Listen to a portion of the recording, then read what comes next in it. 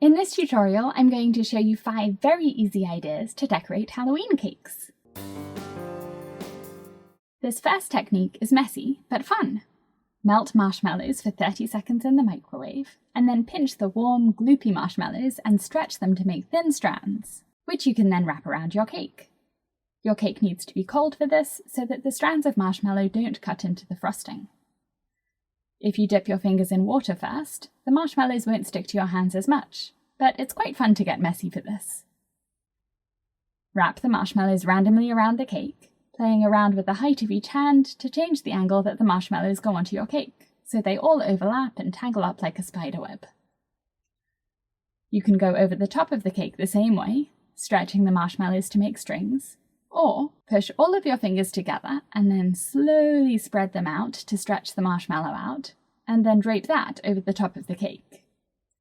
This covers more of the cake, so it's quicker, and by doing it this way, with the marshmallows spread out into more of a sheet instead of strings, the marshmallows won't cut into the frosting on the top edge of your cake.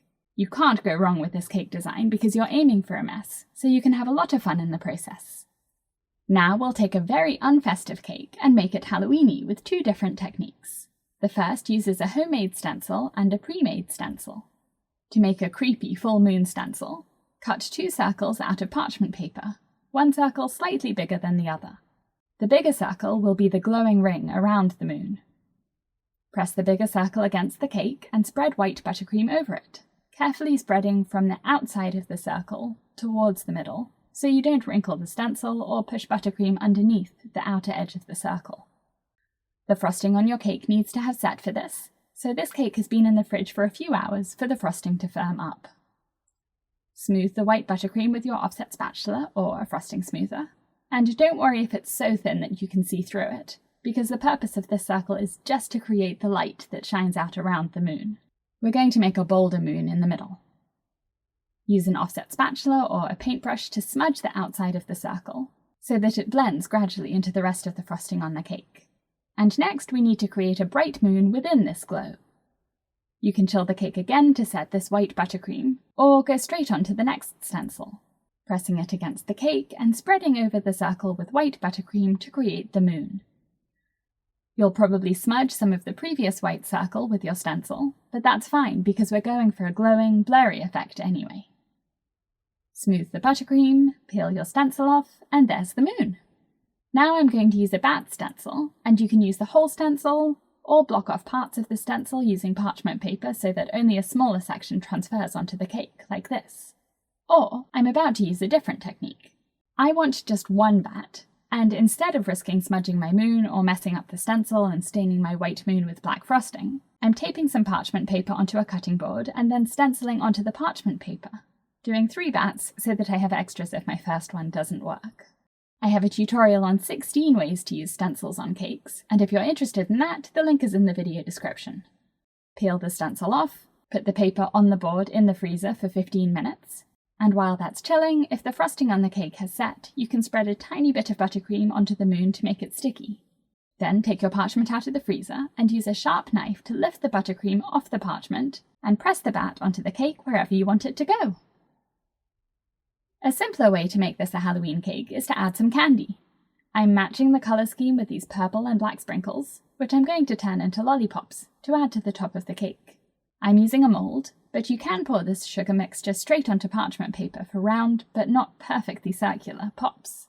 And I have a full tutorial on sugar lollipops on BritishGirlBakes.com with the recipe, and the link is in the video description. You could use Halloween candy within the lollipops instead of sprinkles, like orange and black M&Ms or candy corn. When the lollipops are cool, after about 30 minutes, lift them up and push them into your cake. To make these elegant gold pumpkins, pipe buttercream with a small star tip, like a number 199, to make a stem. Use a 1M star tip to pipe the pumpkin, piping 4 curved lines. This is parchment paper, or you can use wax paper, and the reason for piping onto this, instead of straight onto the cake, is so that you can paint the pumpkins gold. Put the pumpkins on the paper into the freezer for at least an hour to set, and meanwhile, make some gold paint using gold luster dust and a few drops of clear alcohol, like vodka. Or you can use almond extract, or any other clear-coloured, alcohol-based flavour extract will work. Take your pumpkins out of the freezer and brush them with the gold paint, getting into all of the cracks and crevices with your paintbrush. Now pipe or spread a bit of buttercream onto the frosting on your cake to act as glue. Lift a pumpkin up with an offset spatula and press it into the buttercream. If you're enjoying this tutorial, please click the thumbs up button and subscribe to my channel for a new cake decorating tutorial every week. If you wipe off any gold paint as you push the pumpkins against the cake, you can touch them up by painting on a bit more gold paint. And you can also use your paintbrush to push the pumpkins around gently to wrap them more closely around the sides of the cake. I have a tutorial on how to decorate this cake from start to finish, with the buttercream stripes and more details on the gold pumpkins, and the link is in the video description. Finally, decorate the inside of your cake. Pour Halloween-coloured sprinkles into your cake batter before you bake it, and the sprinkles will melt and dissolve, leaving splotches of colour in the cake. You can do this for cakes and cupcakes, and add cookie dough filling made with Halloween candy for an even more festive touch. For cupcakes, cut a hole out in the middle with a sharp knife, and then roll a spoonful of cookie dough into a ball.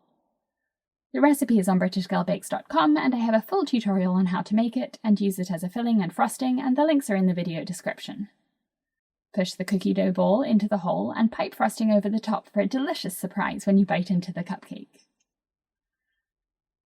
You can stack this cookie dough between layers of cake too, using a bit of buttercream above and below the cookie dough to make it stick to the cake. The layers of cake and cookie dough filling look irresistible, and this cake flavour is definitely the most popular I've made for people. Everyone loves cookie dough. I hope I've given you some ideas for decorating your Halloween cakes, and I'd love to see what you make. Please tag British Girl Bakes in your photos on Instagram so I can see your creations. Thanks for watching and happy Halloween!